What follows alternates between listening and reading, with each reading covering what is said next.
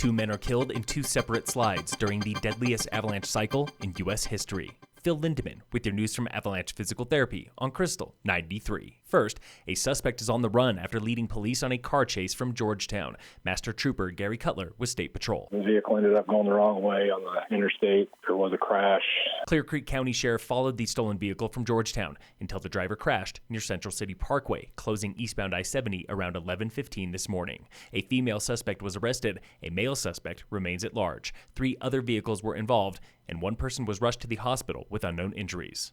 Tomorrow, we'll have Eisenhower tunnel counts for you from the holiday weekend.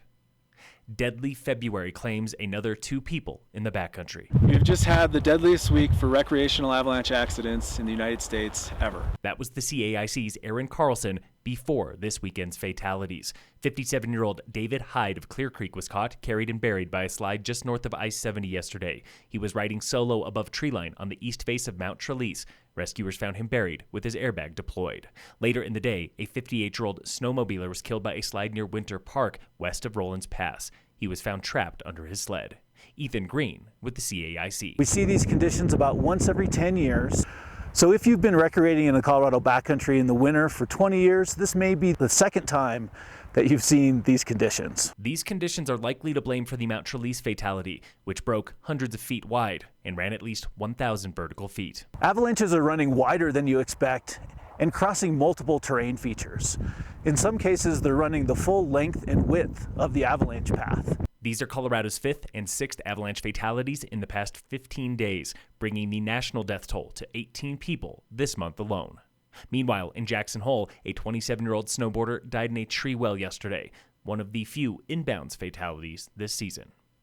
Colorado's cold air confusion continues, with temps on the Front Range and Plains colder than Summit and much of the high country. Denver hit negative 16 degrees this morning, 20 degrees warmer than Summit, 2 degrees shy of the all-time low from 1881. On the Plains, Holyoke dipped to negative 30, coldest in the state today. The entire nation is shivering lately. Snow in single digits in Texas last night, up to 9 inches of snow in Memphis tonight. Last week, portions of Minnesota and South Dakota did not get above 0 for 7 days straight.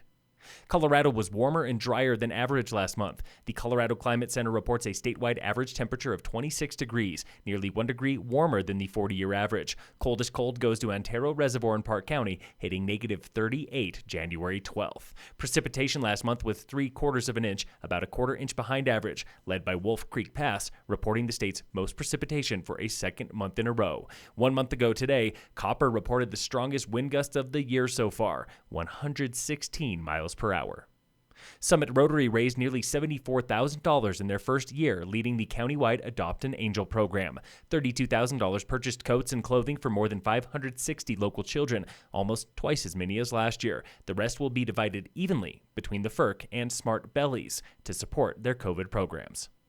Krystal 93 reporter Tana Lockhart stopped by the band room at Summit High School recently, where music teacher Karen Olson is raising cash for new instruments. We're selling masks. They meet the CDC requirements for a DIY mask. They have 2 layers. They have an extra pocket for a filter.